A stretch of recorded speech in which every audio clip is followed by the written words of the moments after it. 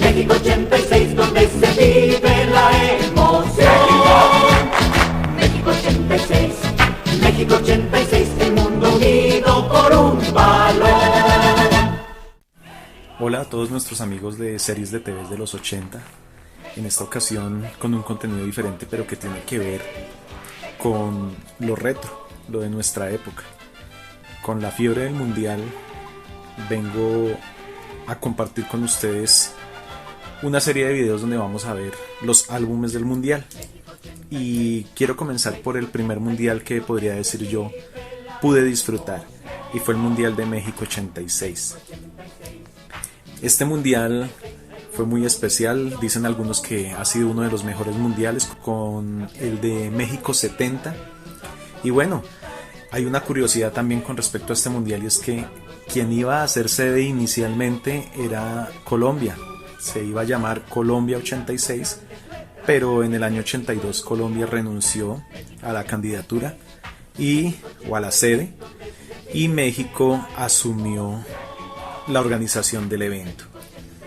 Esta portada que nosotros vemos acá es la portada internacional del álbum de Panini, pero quería mostrarles a ustedes la edición para Colombia. Así era la portada de la edición que se hizo en Colombia, y era hecha por Panini, pero también por una editorial colombiana que se llamaba Epsilon. Ellos fueron quienes la distribuyeron.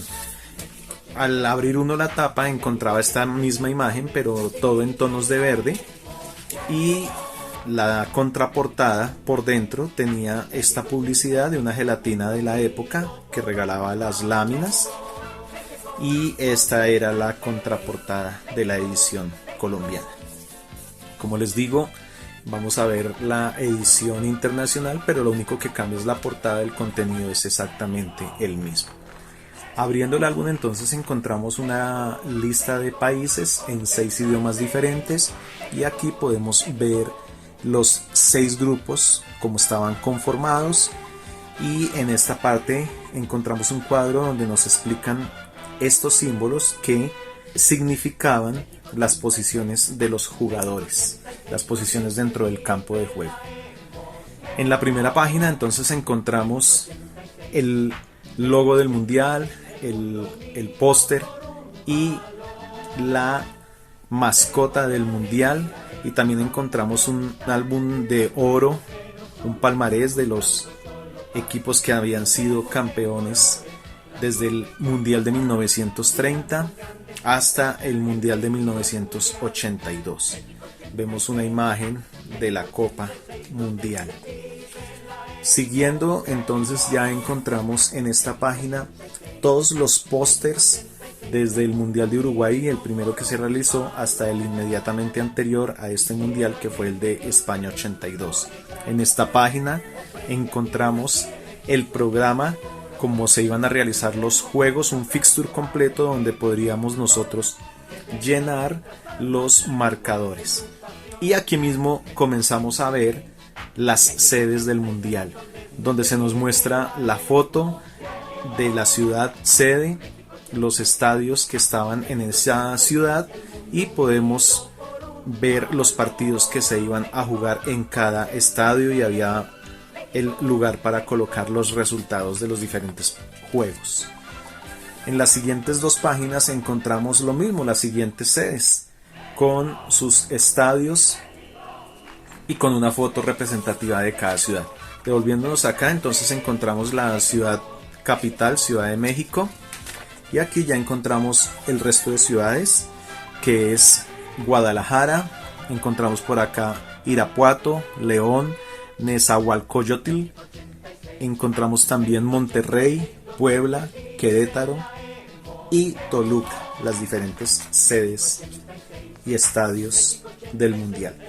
Comenzamos con la primera selección, que era la selección de Italia, la campeona de 1982, y empezaba como cabeza de el grupo A, que se clasificó automáticamente por haber sido, como ya lo dije, la campeona anterior.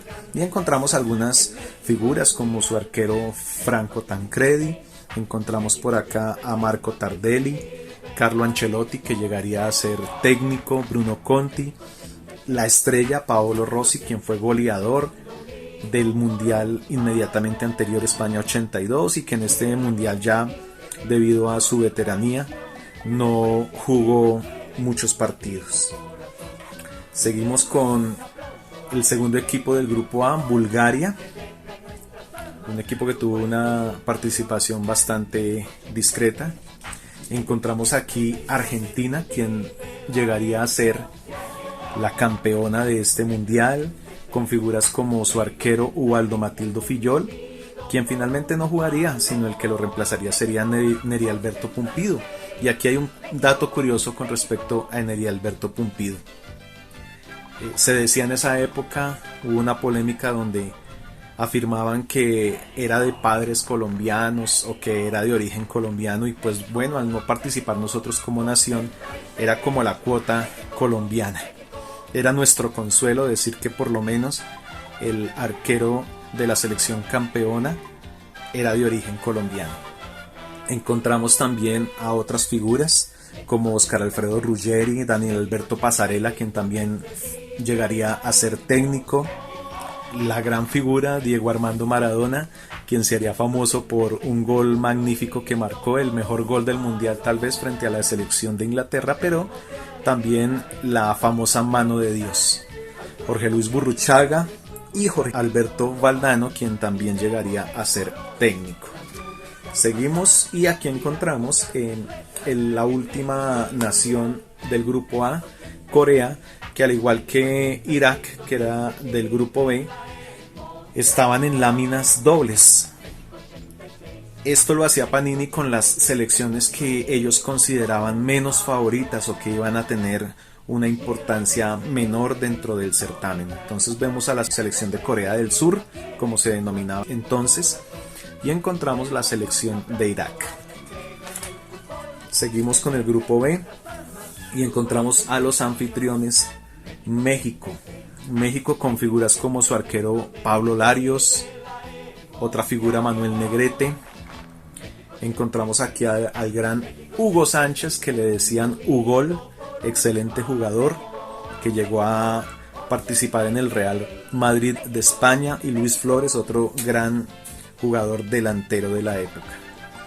Continuamos con el grupo B y encontramos a la selección de Bélgica, que tenía también algunas figuras como su arquero Jean-Marie Paf y un muy joven Vincenzo Schifo, quien fue uno de los goleadores también del mundial y siguió figurando en el mundial de Italia 90. Encontramos enseguida a la selección del Paraguay, con algunas figuras muy conocidas aquí en Colombia, como Roberto Fernández o Roberto el Gato Fernández, también le decían así, quien jugó en el equipo Deportivo Cali. También encontramos otro jugador conocido en Colombia como Jorge Amado Núñez, y un gran jugador, Roberto Cabañas, del América de Cali, también acá en Colombia, famoso porque hacía una jugada parecida a la chalaca o a la chilena y que se llamaba la cabañuela en honor a su apellido. Ever Hugo Almeida, un gran arquero de uno de los equipos más representativos de Paraguay, el Olimpia. Seguimos con la selección de Francia en el grupo C, con figuras como su arquero Joël Batz, Jean-Amadou Tigana, que fue figura en el Mundial del 82, su gran figura Michel Platini, quien llegaría a ser presidente de la FIFA, Dominique Rocheteau, excelente jugador también, muy buen delantero.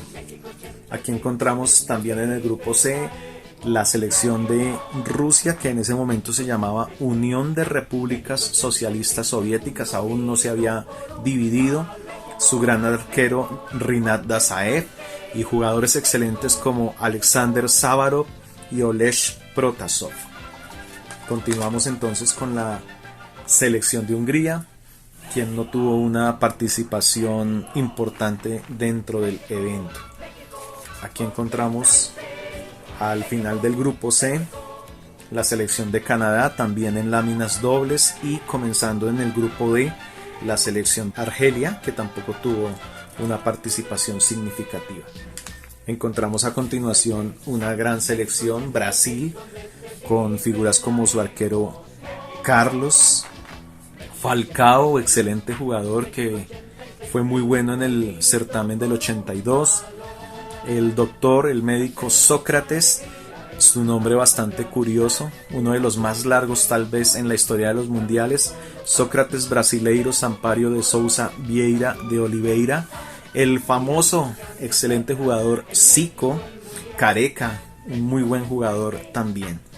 Esa era la selección brasilera del 86.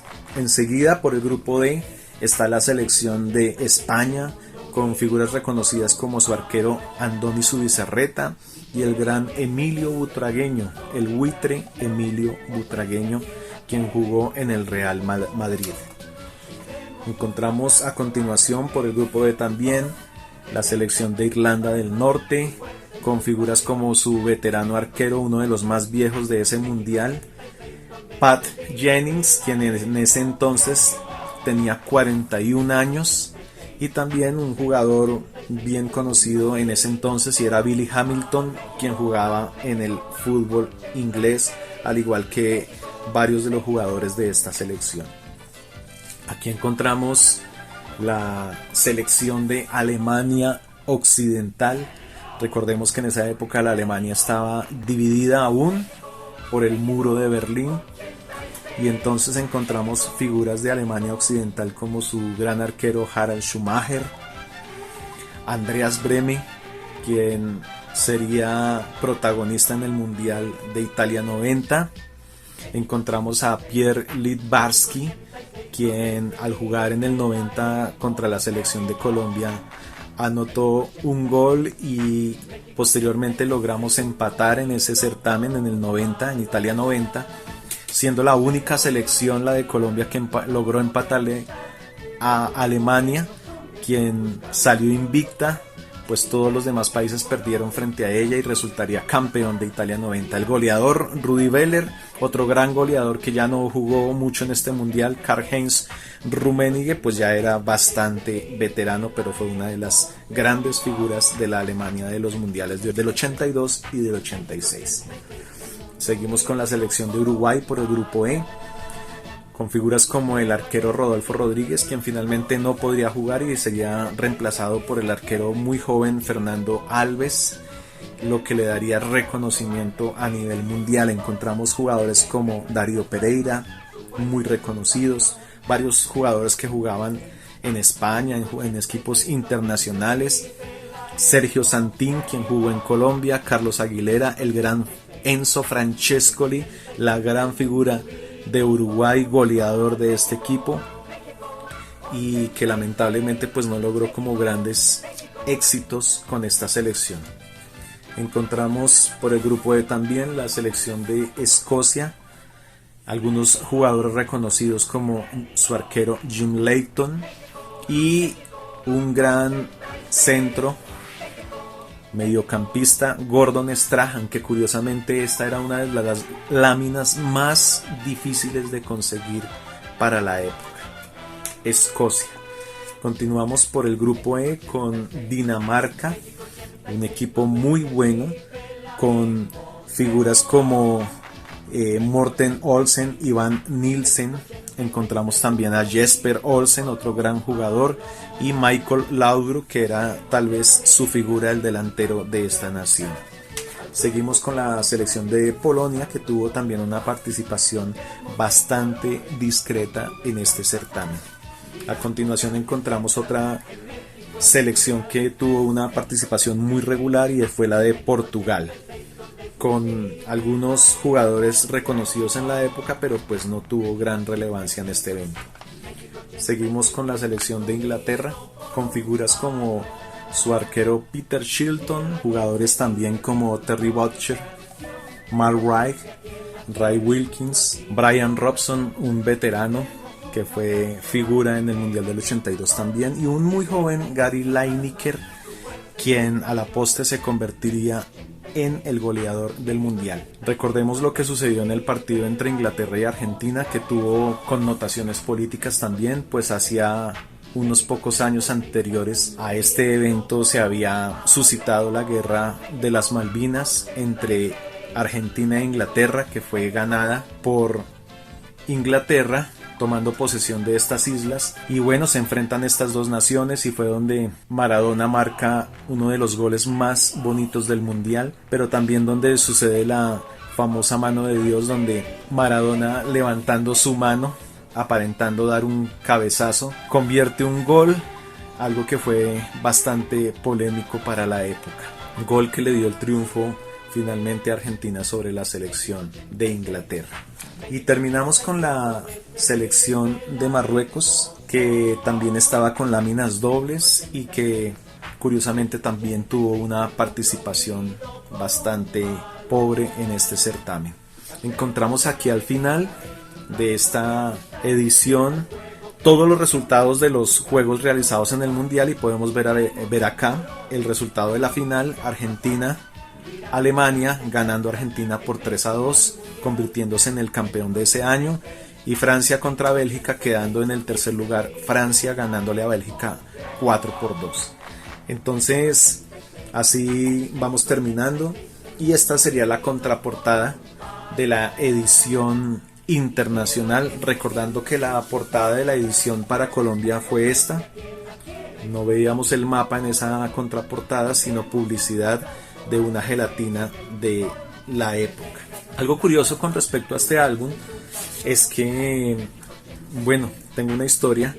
Yo llegué a llenar este álbum, pero años después de que había salido de mi casa y me había casado, quise recuperar mis álbumes, este y otros 2 álbumes que había llenado de Panini, y me encuentro con la sorpresa de que mi mamá había regalado los álbumes a unos sobrinos y ellos los habían destruido.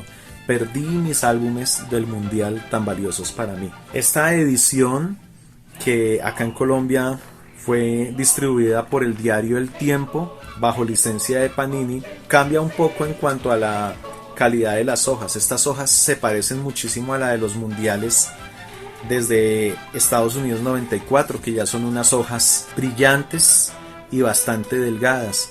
Recuerdo que en las ediciones anteriores las hojas eran en un papel mate, era un papel bastante grueso, que realmente cada hoja estaba compuesta por 2 hojas muy delgadas, estaban unidas como pegadas, entonces daba la apariencia de ser un papel muy grueso y era bastante resistente.